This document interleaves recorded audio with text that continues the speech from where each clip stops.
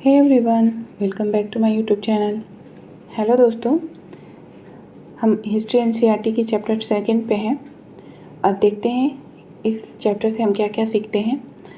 तो अपने चैप्टर में आगे बढ़ते हैं, ज़्यादा बात नहीं करते हैं, ज़्यादा टाइम वेस्ट नहीं करते हैं, क्योंकि ऑलरेडी ये चैप्टर्स काफ़ी लंबे लंबे होते हैं और मेरी पूरी कोशिश रहती है कि मैं आपको एक ही वीडियो में एक चैप्टर कंप्लीट करा के दूँ, क्योंकि फिर कोई मतलब नहीं है कि एक ही चैप्टर्स के 3-4 वीडियोस लाए जाएं। तो एक ही चैप्टर को एक वीडियो में कंप्लीट कराऊं और वीडियो भी सोचती हूँ वीडियो की जो लेंथ होती है वो थोड़ी मिनिमम रहेगी, आपको देखने में बोरियत ना महसूस हो, इसलिए ज़्यादा बात नहीं करते हैं और आगे बढ़ते हैं। चैप्टर में जहाँ भी जो भी चीज़ नोट डाउन करने जैसा होगा मैं आपको बता दिया करूँगी, आप उसे नोट डाउन करिए, हाईलाइट करिए, अंडरलाइन करिए, जैसे भी आप कन्वीनियंट है वैसे करिए। तो बढ़ते हैं हम अपने चैप्टर में और देखते हैं क्या क्या इम्पोर्टेंट है। यहाँ से हमारा सेकंड चैप्टर है नए राजा और उनके राज्य। तो यहाँ पे देखिए आपको एक मैप दिखाया जा रहा है जिसमें काफ़ी सारी चीज़ें दी गई हैं, उनके शासक, जहाँ कौन से शासक कहाँ पे राज्य करते थे, उनका शासन कैसा था। तो यहाँ पे बताया जा रहा है कि 7वीं से 12वीं शताब्दियों के प्रमुख राज्य। तो ये जो दिखाया जा रहा है वो 7वीं से 12वीं शताब्दी के राज्य के बारे में बताया जा रहा है, जिसमें आप देख सकते हैं ये सारी चीज़ें। यहाँ चाहमान, इंद्रप्रस्थ, कन्नौज, प्रयाग, बनारस, फिर इधर आइए, ये देखिए चोल, चेर, पांड्यन, फिर ये सारी कलिंग, उत्कल, पूर्वी चालुक्य, वेंगी, फिर इधर राष्ट्रकूट है, मालखेद, फिर इधर आ जाइए पहाड़पुर, पाल। तो ये सारी चीज़ें जो मैप में हैं, हम आगे जो चैप्टर में पढ़ेंगे, जो जो शब्द हमें दिए जाएंगे यहाँ पे, वो शब्द को आपको आगे इस मैप में देखना है। तो आगे चैप्टर में जो भी चीज़ें पढ़ेंगे, जिस शासक के बारे में पढ़ेंगे, जो भी बताया जाएगा, तो वो आपको आगे यहाँ मैप में देखना है कि वो मैप में कहाँ पे है। 7वीं शताब्दी के बाद कई राजवंशों का उदय हुआ। मानचित्र 1 में उपमहाद्वीप के विभिन्न हिस्सों में 7वीं से 12वीं शताब्दी के बीच शासन करने वाले प्रमुख राजवंशों को दिखलाया गया है। तो इस मैप में 7वीं से 12वीं शताब्दी के बीच जो शासक थे, जो शासन करते थे, उनके बारे में बताया गया है।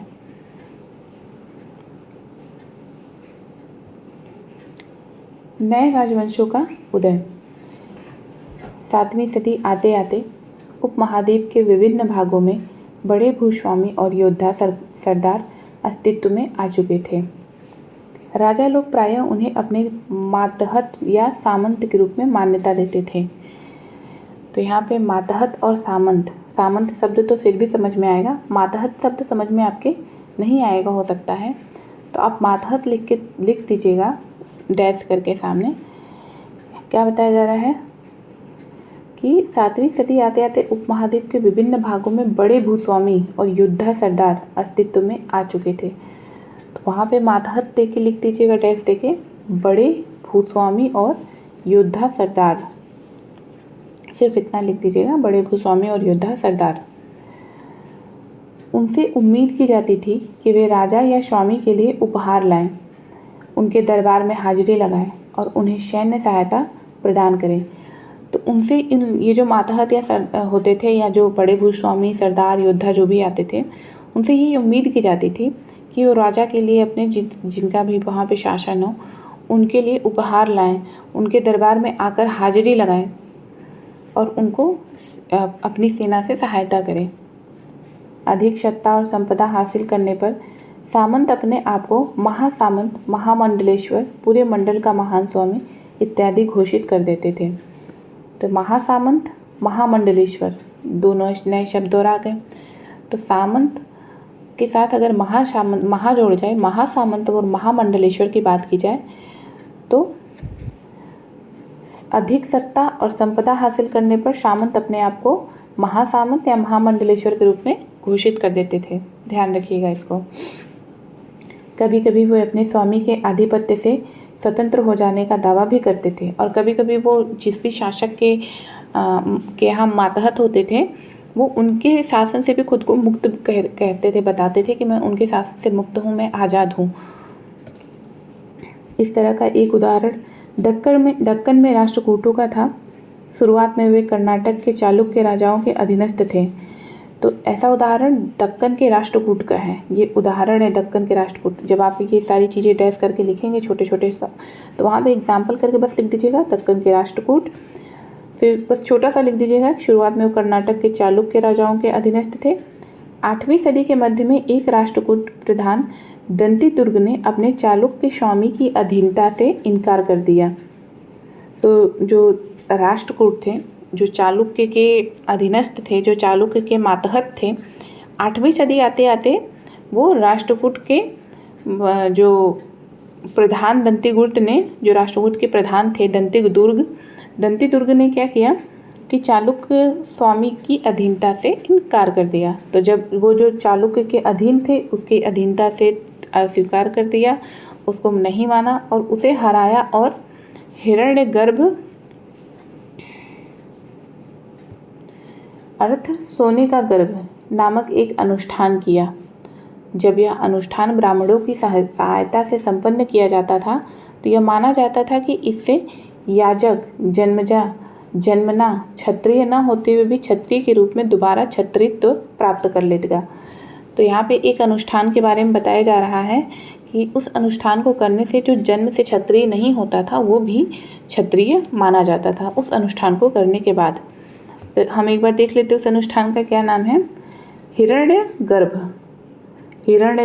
अगर हिरण्यगर्भ देख के आपको 3-4 चीज़ें दे दी जाएँ तो नाम से आप कंफ्यूज मत होइएगा। हिरण्यगर्भ का मतलब है कि एक ऐसा अनुष्ठान जिससे जो जन्म से क्षत्रिय ना हो फिर भी उसे क्षत्रिय माना जाता है इस अनुष्ठान के बाद।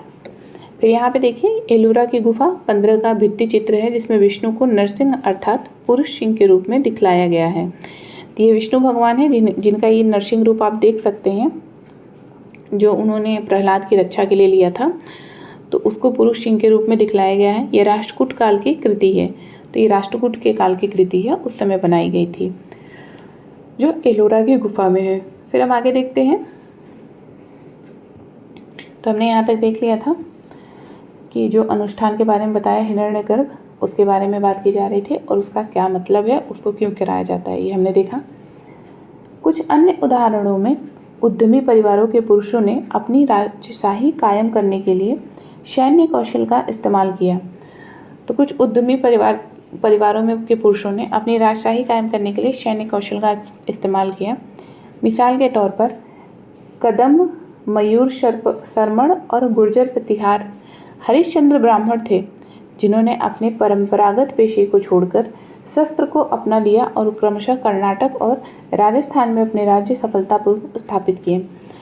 देखने में बहुत सिंपल सा पैराग्राफ लग रहा है, पर अगर देखा जाए तो एग्जामिनर यहाँ से भी प्रश्न बना सकता है कि कौन से शासक थे जो जन्म से क्षत्रिय न होते हुए भी राज्य प्राप्त करने के लिए शस्त्र को उठाया, या कौन से ब्राह्मण थे। यहाँ पे मिसाल के तौर पे क्या बताया जा रहा है, कदम्ब, मयूर शर्मण और गुर्जर प्रतिहार हरिश्चंद्र ब्राह्मण थे। तो आपको इन तीनों लोग के नाम लिख के बस इतना लिख लेना है कि ब्राह्मण थे और इन्होंने परंपरागत पेशे को छोड़कर शस्त्र को अपनाया और कर्नाटक और राजस्थान में अपने राज्य सफलतापूर्वक स्थापित भी किए। तो ये चीज़ें आपको ध्यान रखनी है कि पूछा जा सकता है, हमेशा फैक्ट नहीं पूछता एग्जामिनर, वो पैराग्राफ से भी प्रश्न बना लेता है, क्योंकि जहाँ पे हम ध्यान नहीं देते हैं एग्जामिनर अक्सर वहीं ध्यान देते हैं, वहीं से प्रश्न पूछते हैं। इसलिए आपको इन सारी चीज़ों को ध्यान देना है। ये नाम आप ध्यान रखिएगा। राज्यों में प्रशासन। इन नए राजाओं में से कईयों ने महाराजाधिराज राजाओं के राजा, त्रिभुवन चक्रवर्ती, 3 भुवनों का स्वामी और इसी तरह के अन्य भारी भरकम उपाधियां धारण की। जो नए राजा थे उन्होंने अपने आप को इतनी बड़ी बड़ी उपाधियां दे रखी थी। महाराजाधिराज राजाओं के राजा, त्रिभुवन चक्रवर्ती, 3 भुवनों के स्वामी, तो ऐसे नाम दे रखे थे अपने आप को, ऐसी उपाधियां दे रखे थे। लेकिन इस तरह के दावों के बावजूद वे अपने सामंतों और साथ ही साथ किसान, व्यापारी तथा ब्राह्मणों के संगठनों के साथ अपनी सत्ता की साझेदारी करते थे। और इसके बाद भी वो जो सामंत हुआ करते थे, किसान, व्यापारी, ब्राह्मण के संगठन जो रहते थे, उनके साथ अपनी सत्ता को साझा करते थे। इन सभी राज्यों में उत्पादकों, अर्थात किसानों, पशुपालकों, कारीगरों से संसाधन इकट्ठे किए जाते थे। इनको अक्सर अपने उत्पादों का एक हिस्सा त्यागने के लिए मनाया या बाध्य किया जाता था। कभी कभी इस हिस्से को लगान मानकर वसूला जाता था, क्योंकि प्राप्त करने वाला भूस्वामी होने का दावा करता था। राजस्व व्यापारियों से भी लिया जाता था। तो यहाँ पे बताया जा रहा है कि जो व्यापारी होते थे, पशुपालक होते थे, किसान होते थे, कारीगर होते थे, उन लोगों से संसाधन इकट्ठे किए जाते थे। संसाधन मतलब आप एक तरह से कर समझ लीजिए उसको, कि वो कर इकट्ठा करते थे। यहाँ पे लगान शब्द का इस्तेमाल किया गया है उसे, जिससे वो अपना राजपाट चलाते होंगे, अपना कार्य करते होंगे ये सब। और यहाँ पे बताया जा रहा है कि जो राजस्व होते थे, जो कर होते थे, वो व्यापारियों से भी लिया जाता था, उनको भी नहीं बख्शा जाता था। 400 कर, देखिए यहाँ पे 400 कर के बारे में बताया जा रहा है। देखते हैं 400 कर क्या है। तमिलनाडु में शासन करने वाले चोल वंश के अभिलेखों में विभिन्न किस्म के करों के लिए 400 से ज़्यादा सूचक शब्द मिलते हैं। सबसे अधिक उल्लिखित कर है वेट्टी। अभी वेट्टी जो शब्द है, इससे हम समझ नहीं सकते कि वेट्टी किसके लिए इस्तेमाल किया गया है। वेट्टी शब्द का अर्थ है कर। इसका मतलब आप लगा सकते हैं कर से। तो आप इसे ध्यान में रखिएगा कि एग्ज़ाम में अगर वेट्टी शब्द पूछ लिया जाए कि क्या है, इसका क्या अभिप्राय है, तो वहाँ पे 3-4 ऑप्शन दे सकते हैं। तो उसमें जो कर से रिलेटेड ऑप्शन होगा आप उस पर ध्यान दीजिएगा थोड़ा। जो नगद के बजाय जबरन श्रम के रूप में लिया जाता था। वेट्टी मतलब नगद के बजाय जबरन श्रम के रूप में लिया जाने वाला कर। आप वेट्टी डाल के डैश करके इसको लिख लीजिएगा कि नगद के बजाय जबरन श्रम के रूप में लिया जाने वाला कर, यानी जबरन श्रम। और कदमाई यानी कि भू राजस्व थे। कदमाई यानी भू राजस्व, ये भी देख लीजिएगा आप कि कदमाई यानी भू राजस्व। मकान पर छाजन डालने पर लगने वाला कर, खजूर या ताड़ के पेड़ पर चढ़ने के लिए सीढ़ी के इस्तेमाल पर लगने वाला कर, पारिवारिक संपत्ति का उत्तराधिकार हासिल करने के लिए लगने वाले कर इत्यादि का भी उल्लेख मिलता है। तो आप अंदाज़ा लगा सकते हैं कि कैसी कैसी बातों के लिए भी कर लिया जाता था उस वक्त, कि मतलब खजूर या ताड़ के पेड़ पे चढ़ने के लिए अगर सीढ़ी का इस्तेमाल होता है, उसके लिए भी कर। और अगर किसी को अपने मकान पर छाजन मतलब छत डालनी है, उसके लिए भी कर।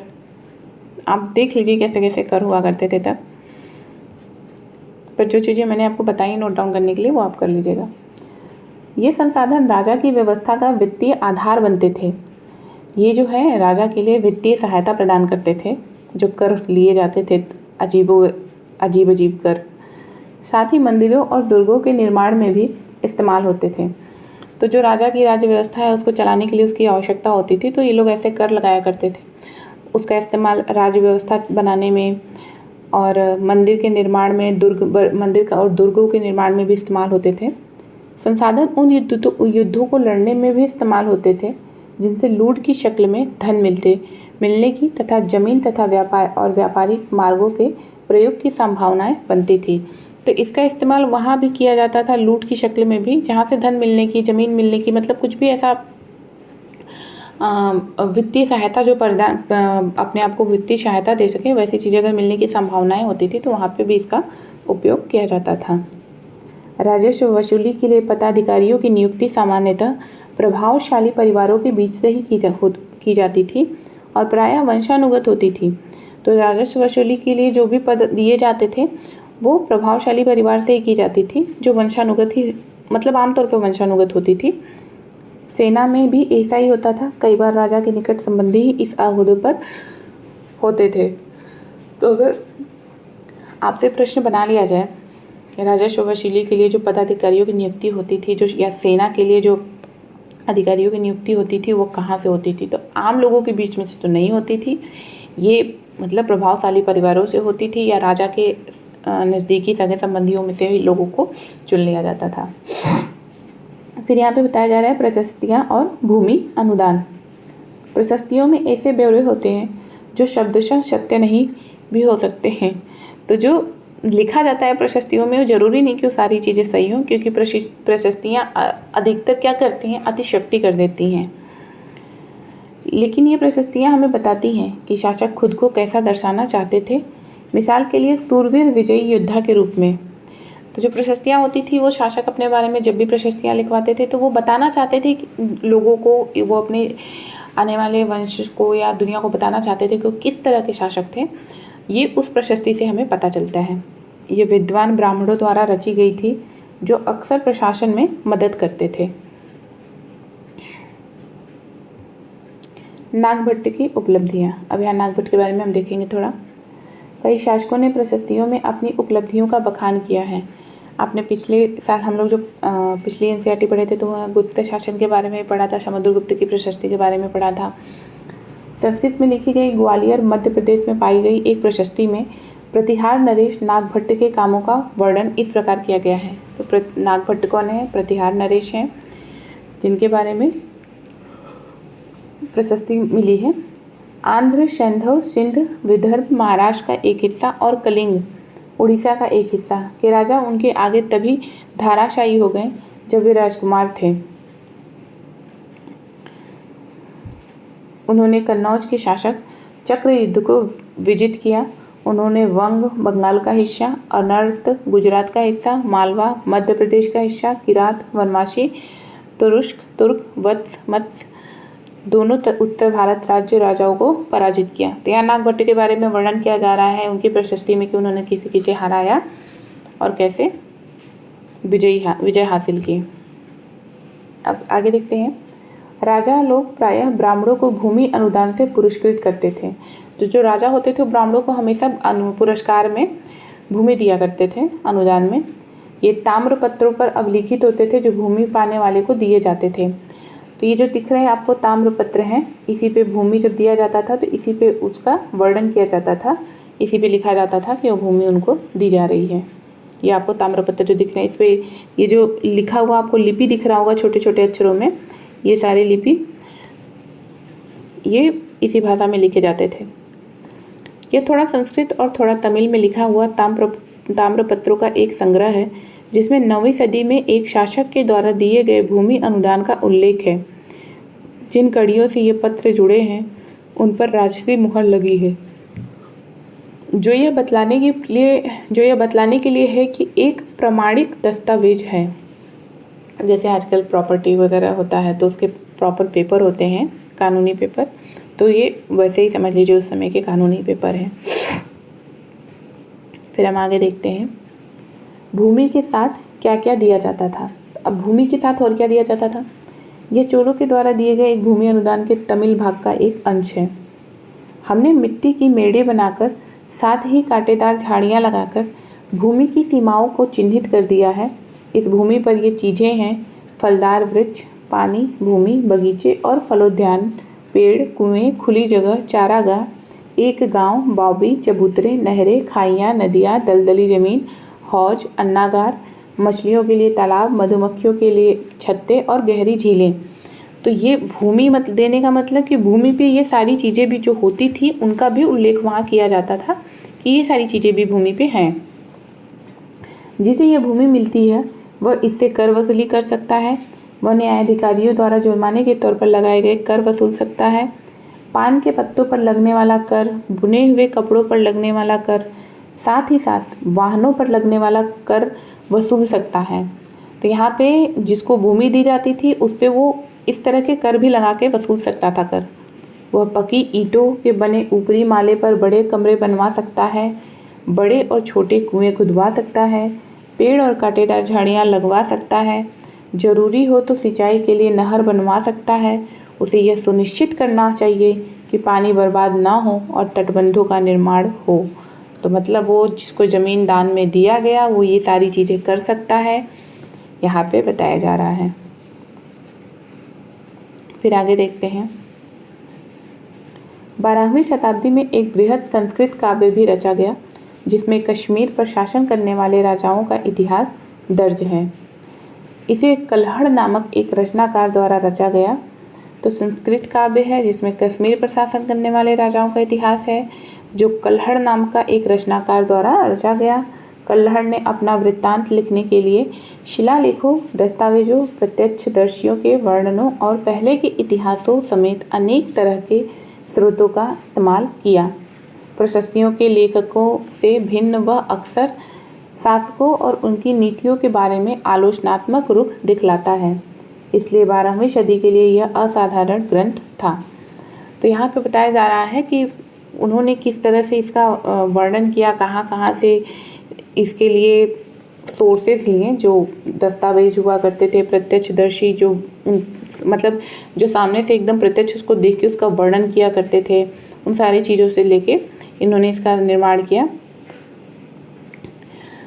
और वहाँ पे शासक और उनकी नीतियों के बारे में आलोचनात्मक रुख दिखलाया, मतलब उनकी अच्छी और बुरी सारी बातों को बताया था। जैसे कि अभी तक हमने देखा था कि कहीं भी किसी राजा के शासन के बारे में प्रशस्ति लिखी गई तो वहाँ पे अतिशयोक्तिपूर्ण शब्दों का इस्तेमाल किया ही गया है। वहाँ पे ये जरूर दिखा आपको हर जगह कि राजाओं के बारे में कि उन्होंने अपने आप को कितना बढ़ा चढ़ा कर दिखाने की कोशिश की है। ऐसा नहीं कह सकते कि वो ऐसे थे नहीं, बेशक ऐसे रहे होंगे, वो उनके अंदर उतनी काबिलियत रही होगी, पर वो जो शब्द इस्तेमाल किए जाते थे थोड़े से अतिशयोक्तिपूर्ण लगते थे। ये पर यहाँ पे आलोचनात्मक रुख अपनाया गया। ये एक असाधारण ग्रंथ माना गया क्योंकि यहाँ पे काफ़ी सारी चीज़ें जो थी वो बाकियों से भिन्न थी। धन के लिए युद्ध। अब धन के लिए युद्ध के बारे में बताया जा रहा है। आपने यह गौर किया होगा कि इनमें से प्रत्येक शासक राजवंश का आधार कोई क्षेत्र विशेष था। वे दूसरे क्षेत्रों पर भी नियंत्रण करने का प्रयास करते थे। एक विशेष रूप में वांछनीय क्षेत्र था गंगा घाटी में कन्नौज नगर। गुर्जर प्रतिहार, राष्ट्रकूट और पाल वंशों के शासक सदियों तक कन्नौज के ऊपर नियंत्रण को लेकर आपस में लड़ते रहे। चूँकि इस लंबी चली लड़ाई में 3 पक्ष थे, इसलिए इतिहासकारों ने प्रायः इसकी चर्चा त्रिपक्षीय संघर्ष के रूप में की। आप त्रिपक्षीय संघर्ष यहाँ पे देख सकते हैं कि जो त्रिपक्षीय संघर्ष का वर्णन किया गया है, तो आप ध्यान रखिएगा कि त्रिपक्षीय संघर्ष का वर्णन किस लिए यहाँ पे किया गया है, क्या पता एग्जाम में पूछ लिया जाए। फिर यहाँ पे सुल्तान के बारे में बताया जा रहा है कि अरबी भाषा का शब्द है जिसका मतलब है शासक। जैसा कि हम देखेंगे, शासकों ने बड़े मंदिरों का निर्माण करवा कर भी अपनी सत्ता और संसाधनों का प्रदर्शन करने का प्रयास किया।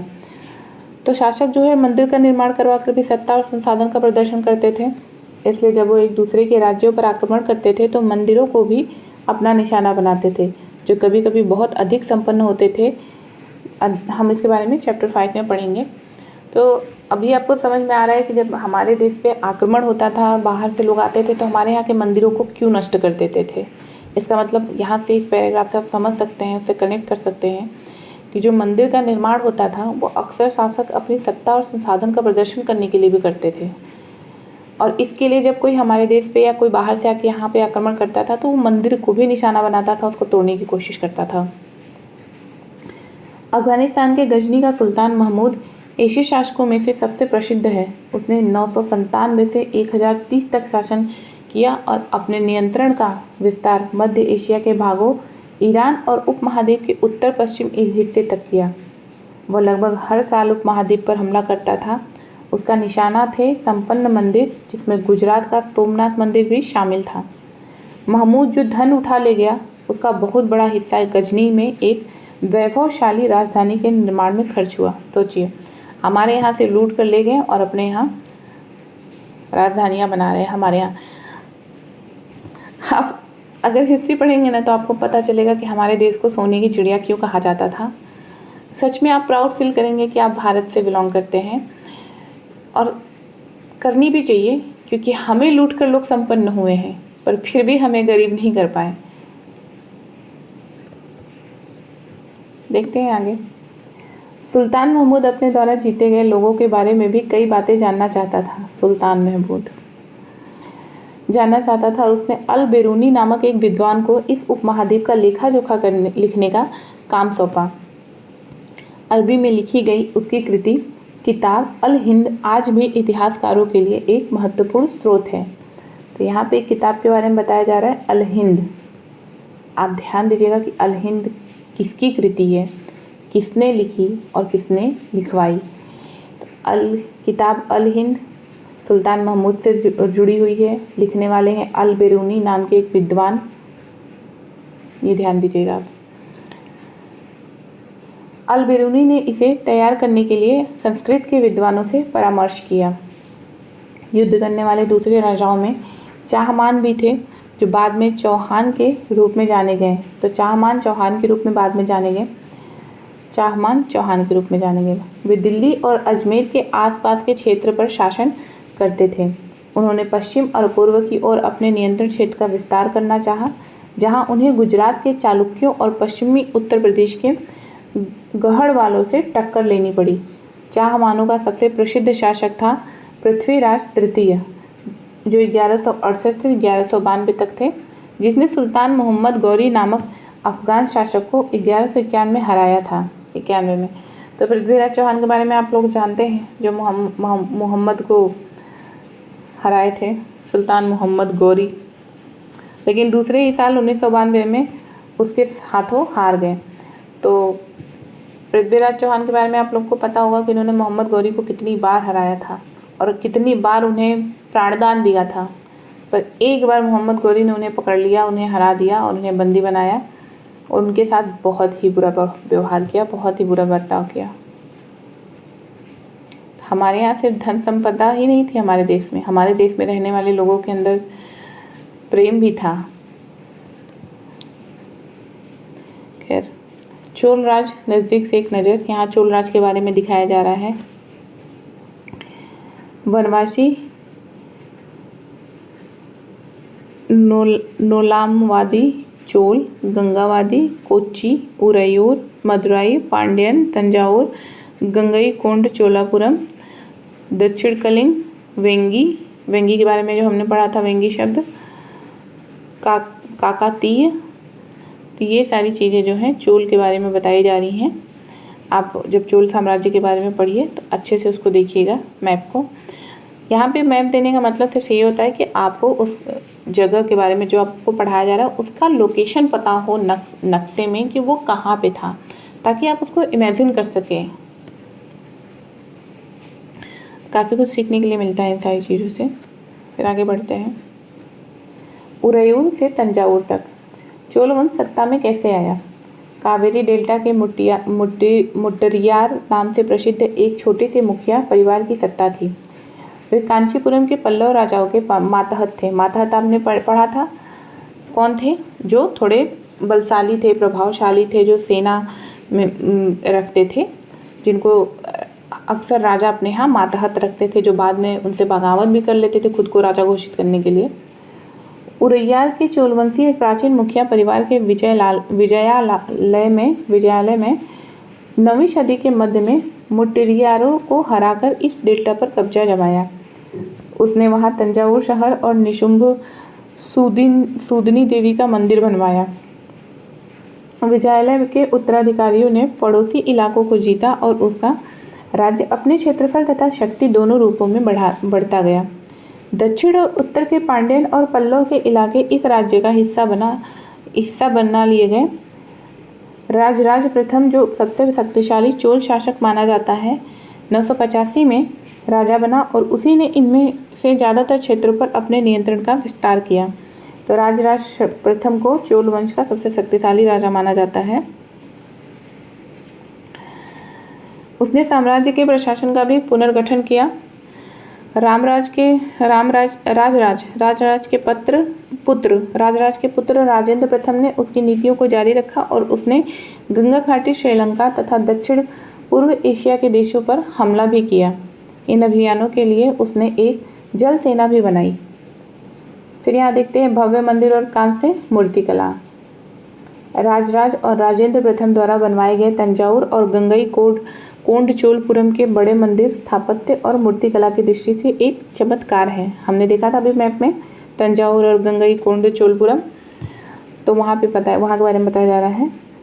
चोल मंदिर अक्सर अपने आसपास विकसित होने वाली बस्तियों के केंद्र बन गए। ये शिल्प उत्पादन के केंद्र थे। ये मंदिर शासकों और अन्य लोगों द्वारा दी गई भूमि से भी संपन्न हो गए थे। इस भूमि की उपज उन सारे विशेषज्ञों का निर्वाह करने में खर्च होती थी जो मंदिर के आसपास रहते थे और उनके लिए काम करते थे। पुरोहित, मालाकार, बावर्ची, मेहतर,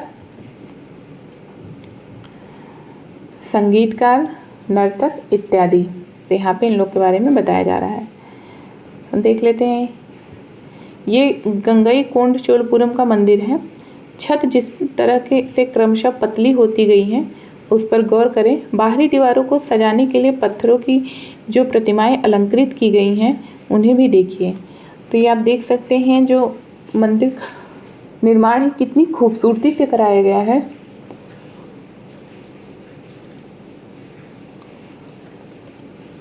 यहाँ पे जो बाहरी दीवार है, छत है, ये पत्थरों से कितनी खूबसूरती से सजाया गया है, उनकी नक्काशी करके। आप ये भी देख सकते हैं ये सारी चीज़ें जो दिखाई गई हैं आपको।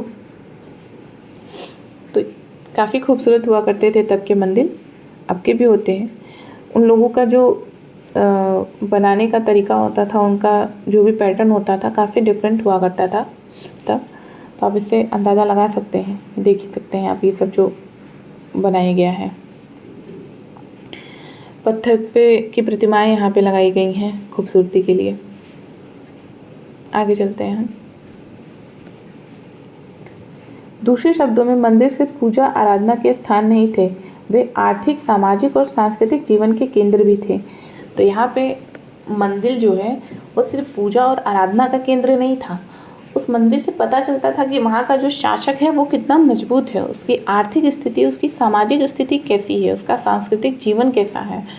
इस सारी चीज़ों के बारे में भी वहाँ के मंदिर से पता चलता था। मंदिर के साथ जुड़े हुए शिल्पों में सबसे विशिष्ट था कांस्य प्रतिमाएं बनाने का काम।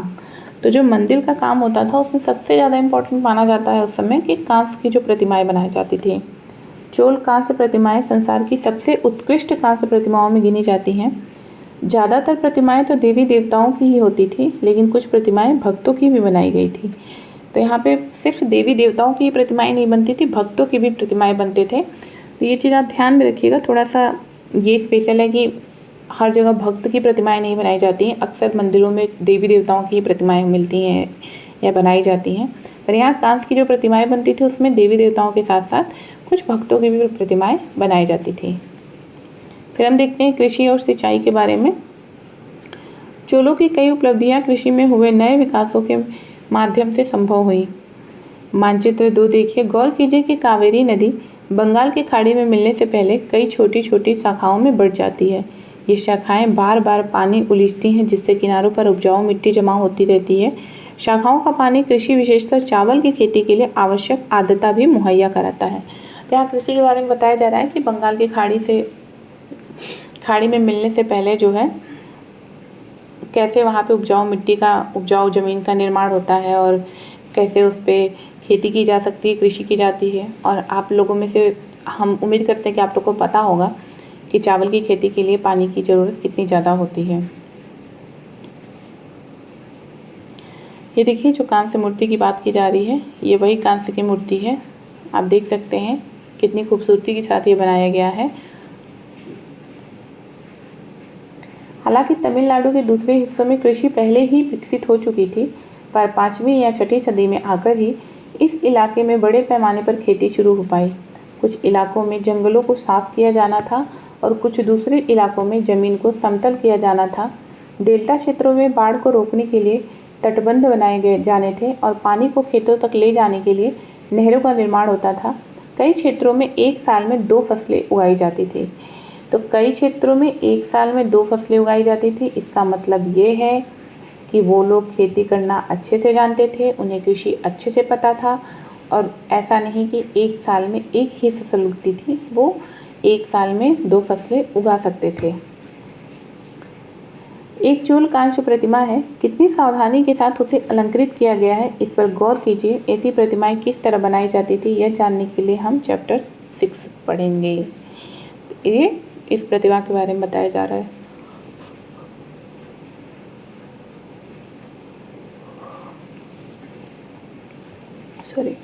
फिर यहाँ देखते हैं हम, ये एक इमेज दिया गया है। 9वीं शताब्दी तमिलनाडु का एक जलद्वार हौज से नदी की शाखाओं में पानी के प्रवाह को इसके जरिए नियंत्रित किया जाता था। इस पानी से खेत सींचे जाते थे। जलद्वार पारंपरिक रूप से एक लकड़ी या धातु बाधा है जो आमतौर पर पानी के स्तर को नियंत्रित और नदियों और नहरों में दर प्रवाह को संचालित करता है। तो ये आप देख सकते हैं जैसे बांध वगैरह बनाए जाते हैं, तो ये बांध तो नहीं है पर हाँ पानी को रोकने के लिए उसको बनाया गया था। कई जगहों पर फसलों की सिंचाई कृत्रिम रूप से करना जरूरी था। सिंचाई के लिए कई पद्धतियाँ अपनाई जाती थी। कुछ इलाकों में कुएं खोदे गए, कुछ अन्य जगहों में बारिश के पानी को इकट्ठा करने के लिए विशाल सरोवर बनाए गए। स्मरण रहे कि सिंचाई के काम में योजना की ज़रूरत होती है। अच्छा, आपको बैकग्राउंड में अगर थोड़ा साउंड आए तो प्लीज़ उसके लिए सॉरी बोल देते हैं पहले ही, क्योंकि बहुत ज़्यादा बारिश हो रही है यहाँ पे, तो बैकग्राउंड में हो सकता है आपको थोड़ा उसका साउंड आए। जैसे श्रम और संसाधनों को व्यवस्थित करना, इन कामों की देखरेख करना और यह तय करना कि पानी का बंटवारा कैसे किया जाए। ज़्यादातर नए शासकों, साथ ही साथ गाँव में रहने वाले लोगों ने इन गतिविधियों में सक्रिय रूप से दिलचस्पी दिखाई। साम्राज्य का प्रशासन। अब देखते हैं साम्राज्य का प्रशासन। प्रशासन किस प्रकार संगठित था? किसानों की बस्तियां जो उर कहलाती थी, सिंचित खेती के साथ बहुत समृद्ध होती गई थी। इस तरह के गांव के समूह को नाडू कहा जाता था। तो यहाँ पे नाडू भी एक नया शब्द आया, आप नाडू को भी ध्यान रखिएगा। इस तरह के गांव के समूह को नाडू कहा जाता था, मतलब गांव के समूह को नाडू कहा जाता था। कौन से गांव के समूह को? किसानों की बस्तियां जो उर कहलाती थी। किसानों की बस्तियां उर, तो आप उर डाल दीजिएगा, किसानों की बस्तियां। सिंचित खेती के साथ बहुत समृद्ध होती गई थी, इस तरह के गांव को समूह को नाडू। तो जो सिंचित खेती के साथ समृद्ध होती गई, ऐसे जो गांव के समूह हुआ करते थे उनको नाडू कहते थे। तो उर, नाडू, ये सारे वर्ड जो होते हैं, ऐसे जो शब्द आपको मिले जो आपको लगे कि जिसका मतलब आपको पता नहीं है, ये एग्ज़ाम में पूछा जा सकता है, तो आप उसको नोट डाउन कर लीजिएगा। ग्राम परिषद और नाडू न्याय करने और कर वसूलने जैसे कई प्रशासकीय कार्य करते थे। जो ग्राम परिषद और नाडू थे वो न्याय करने और कर वसूलने जैसे कई प्रशासकीय कार्य भी करते थे। तो सोचिए कि ये सिर्फ कृषि तक सीमित नहीं थे, ये न्याय करने का काम, कर वसूलने का काम भी करते थे। विल्लाल जाति के धनी किसानों को केंद्रीय चोल सरकार की देखरेख में नाडू के कामकाज में अच्छा खासा नियंत्रण हासिल था। उनमें से कई धनी भूस्वामियों को चोल राजाओं ने सम्मान के रूप में मुवेंद वेलन, 3 राजाओं को अपनी सेवाएं प्रदान करने वाला वेलन या किसान, अरैयार, प्रधान जैसी उपाधियां दी। अभी यहाँ पे जो ये उपाधियां हैं, मुवेंद वेलन, ये मस्ट इम्पॉर्टेंट हैं आपके एग्ज़ाम के पॉइंट ऑफ व्यू से, हमारे एग्ज़ाम के पॉइंट ऑफ व्यू से ये मस्ट इम्पॉर्टेंट है। आप ऐसे वर्ड्स को प्लीज़ ध्यान में रखा करिए, क्योंकि एग्ज़ाम में जब ये सारी चीज़ें आती हैं ना, तो फिर हम लगते हैं इधर उधर करने की, हाँ ये कहाँ से आ गया, हमने तो पढ़ा ही नहीं। तो यही सारी चीज़ें आपको ध्यान देनी है कि जो ऐसे वर्ड्स आते हैं, देखिए बेसिक हम जब एनसीईआरटी पढ़ते हैं तो हमें समझ में आता है, फिर एग्ज़ाम में जब वो चीज़ें हमें नहीं दिखती तो हम कहते हैं कहाँ से आ गया। पर जो चीज़ नहीं समझ में आता है ना, अक्सर एग्जामिनर वहीं से प्रश्न बनाते हैं। तो आप उन सारी चीज़ों को ज़रूर ज़्यादा ध्यान दीजिए जो आपको समझ में ना आए। जैसे ये सारे नाम हैं, ऐसे नाम दे दिया जाए हमें, तो हमें पता नहीं चलेगा कि ये क्या है। ये उपाधियाँ हैं जो दी जाती थी। अब आपको ये ध्यान में रखना है कि ये उपाधियाँ कब, किन्हें, कैसे दी जाती थी। उन्हें केंद्र में, जैसी उपाधियाँ दी जाती है तो उन्हें केंद्र में महत्वपूर्ण राजकीय पद सौंपे। तो यहाँ भूमि के प्रकार के बारे में बताया जा रहा है। चोल अभिलेखों में भूमि की विभिन्न कोटियों का उल्लेख मिलता है। वेलन्नवगाई, गैर ब्राह्मण किसान स्वामी की भूमि, ये भी मस्ट इम्पॉर्टेंट है ये सारी चीज़ें। ब्रह्मोदय, ब्राह्मणों को उपहार में दी गई भूमि। तो वेलन्नवगाई गैर ब्राह्मण, मतलब जो ब्राह्मण नहीं हुआ करते थे, गैर ब्राह्मण किसान स्वामी की भूमि। और ब्रह्मादे, ब्राह्मणों को उपहार में दी गई भूमि। फिर यहाँ पे शाला भोग के बारे में, किसी विद्यालय के रखरखाव के लिए दी गई भूमि। फिर देवदान, तिरुमटुकनी मंदिर को उपहार में दी गई भूमि। फिर ये पल्ली चंदम जैन संस्थानों को दान में दी गई भूमि। ये सारी चीज़ें मोस्ट इंपॉर्टेंट है, आप प्लीज़ इसको नोट डाउन करिएगा, ध्यान रखिएगा। कभी न कभी एग्जाम में ये सारी चीज़ें पूछी जा सकती हैं, या हो सकता है कि इसमें से कुछ चीज़ें पूछी भी गई हों।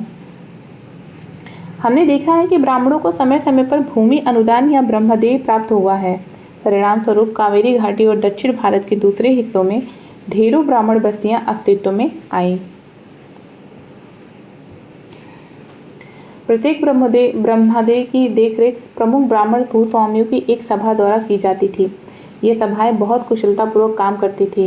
इनके निर्णय शिलालेखों में प्रायः मंदिरों की पत्थर की दीवारों पर ब्यौरेवार दर्ज किए जाते थे। नगरम के नाम से ज्ञात व्यापारियों के संघ भी अक्सर शहरों में प्रशासनिक कार्य संपादित करते थे। अब यहाँ पे एक शब्द आ गया नगरम। नगरम से आपको नगर जैसे शब्द, नगर जैसे कॉन्सेप्ट मन में आ रहे होंगे, पर यहाँ नगरम का मतलब कुछ और ही है। नगरम नाम से ज्ञात व्यापारियों के संघ, तो ये व्यापारियों का संघ है जो अक्सर शहरों में प्रशासनिक कार्य संपादित करते थे। ये इम्पोर्टेंट है, आप देख लीजिएगा इसको भी। तमिलनाडु के चिंगलपुट जिले के उत्तर मेरूर से प्राप्त अभिलेखों में इस बात का सविस्तार वर्णन है कि ब्राह्मणों की सभा का संगठन कैसा था। सिंचाई के कामकाज, बाग बगीचों, मंदिरों इत्यादि की देखरेख के लिए सभा में विभिन्न समितियां होती थीं। इनमें सदस्यता के लिए जो लोग योग्य होते थे उनके नाम तालपत्र के छोटे टिकटों पर लिखे जाते थे और मिट्टी के बर्तनों में रख दिए जाते थे, और किसी छोटे लड़के को हर समिति के लिए एक के बाद एक टिकट निकलवाने के लिए कहा जाता था। तो यहाँ पे बताया जा रहा है कि उस समय जो ब्राह्मणों का सभा का संगठन था वो कैसा था। सिंचाई का कामकाज, बगीचा, मंदिर इत्यादि के देख रेख, और उसमें जो भी समितियाँ होती थी सभा में, उस सारी चीज़ों के लिए कैसे लोगों को चुनते थे, ये उनका चुनने का तरीका था। जो हमने देखा कि वो एक छोटे से पर्चे पे से तालपत्र पे नाम लिख के मिट्टी के बर्तन में डालते थे, एक छोटे से बच्चे से निकलवाते थे, ऐसी चीज़ें, ये उनका चुनने का तरीका था। अभिलेख और लिखित सामग्री। उत्तर मेरूर अभिलेख के अनुसार सभा की सदस्यता के लिए इच्छुक लोगों को ऐसी भूमि का स्वामी होना चाहिए जहाँ से भू राजस्व वसूला जाता है। उनके पास अपना घर होना चाहिए। उनकी उम्र 35 से 70 के बीच होनी चाहिए। उन्हें वेदों का ज्ञान होना चाहिए। उन्हें प्रशासनिक मामलों की अच्छी जानकारी होनी चाहिए और ईमानदार होना चाहिए। यदि कोई पिछले 3 सालों में किसी समिति का सदस्य रहा है तो वह किसी और समिति का सदस्य नहीं बन सकता। जिसने अपने या अपने संबंधियों के खाते जमा नहीं कराए हैं वह चुनाव नहीं लड़ सकता। तो आपको ये पढ़ के नहीं ऐसा फील हो रहा है कि जैसे हम पॉलिटी में पढ़ते हैं कि किसी भी मंत्री है या राष्ट्रपति हैं, पीएम हैं, ऐसे बहुत से पद होते हैं, या जज हैं, महान्यायवादी, महाधिवक्ता, जो भी हैं, उनकी एक क्राइटेरिया होती है कि उनको क्या होना चाहिए और उनको क्या नहीं होना चाहिए। तो ऐसे क्राइटेरिया ये भी अपने तय करते थे जब ये सदस्य चुनते थे।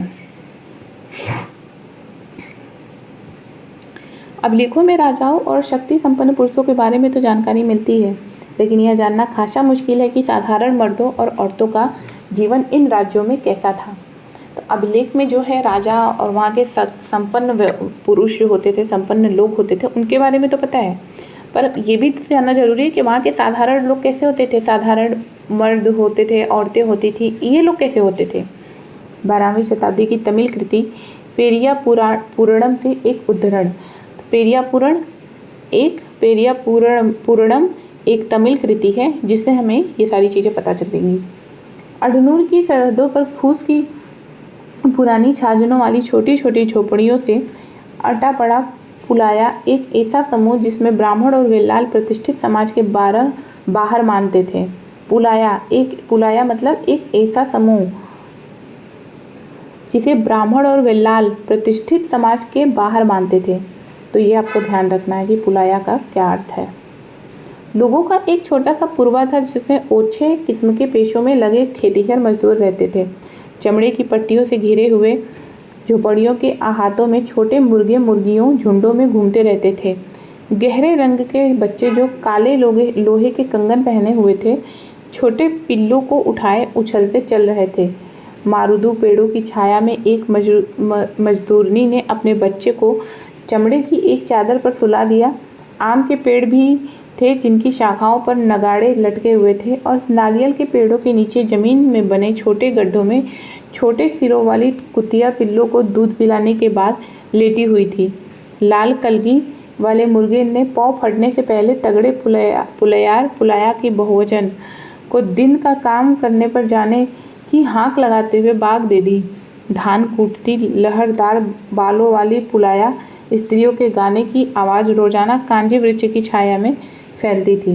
ये बताया जा रहा है कि उस समय के जो आम लोग हुआ करते थे उनका जीवन कैसा था, वो कैसे होते थे। तो इस एक पैराग्राफ से आपको कुछ चीज़ें पता चल जाएंगी। फिर यहाँ पे तांग वंश के युद्ध का बताया जा रहा है। तांग वंश के युद्ध का चीन में तांग वंश के तहत एक साम्राज्य स्थापित हुआ। जो लगभग 300 वर्षों तक 7वीं से 10वीं सदी तक सत्ता में रहा। इसकी राजधानी शियान दुनिया की सबसे बड़े नगरों में से एक थी, जहां तुर्की, ईरानी, भारतीय, जापानी और कोरियाई आया जाया करते थे। तांग साम्राज्य परीक्षा के माध्यम से नियुक्त की गई नौकरशाही द्वारा प्रशासित होता था। इन परीक्षाओं में हर इच्छुक व्यक्ति बैठ सकता था। अधिकारियों के चयन की यह व्यवस्था कुछ बदलावों के साथ 1911 तक कायम रही। भारतीय उपमहाद्वीप में प्रचलित व्यवस्थाओं से यह व्यवस्था किन मायनों में भिन्न थी? एक प्रश्न पूछा गया है। तो ये तांग वंश के युग का बताया जा रहा है चीन का। हमारा चैप्टर समाप्त। मैंने इस चैप्टर में बहुत सी चीज़ें आपको ऐसी बताई जो एग्ज़ाम के पॉइंट ऑफ व्यू से मस्ट इम्पॉर्टेंट है, तो प्लीज़ आप उसे ध्यान रखिएगा, उसे नोट डाउन करिएगा, उसे रिवीजन करिएगा। हम NCERT इसीलिए तो पढ़ते हैं कि हमको बेसिक सी चीज़ें पता हों, हमें छोटी छोटी चीज़ भी पता हो, क्योंकि ये जो एग्ज़ाम होते हैं ये कोई मतलब आप ये नहीं कह सकते कि इस एग्ज़ाम में आपकी मेहनत और एफर्ट्स कम लगेंगे, बिल्कुल नहीं। ये ऐसे एग्ज़ाम है कि इसमें जब आप आते हैं तो आप ये सोच के आइए, अपना मन बना के आइए कि आपको बहुत मेहनत करनी है, तभी आप इसमें कर पाएंगे और टिक पाएंगे। पेशेंस रखने की ज़रूरत होती है इसमें। बस मेहनत करते रहिए, आगे बढ़ते रहिए। जो मैंने बताया उसे नोट डाउन करिए, पढ़िए, मोटिवेटेड रहिए, अपना ध्यान रखिए। और वीडियो से रिकॉर्डिंग कोई भी प्रॉब्लम हो तो आप मुझे कमेंट बॉक्स में ज़रूर बताइए। प्लीज़ चैनल को लाइक करिए, शेयर करिए, सब्सक्राइब करिए, मुझे भी सपोर्ट करिए ताकि मैं आगे और अच्छे लेसन लेके आ पाऊँ। फिर मिलते हैं आपसे अगले वीडियो में। तब तक के लिए अपना ध्यान रखिए। बाय। Thanks for watching.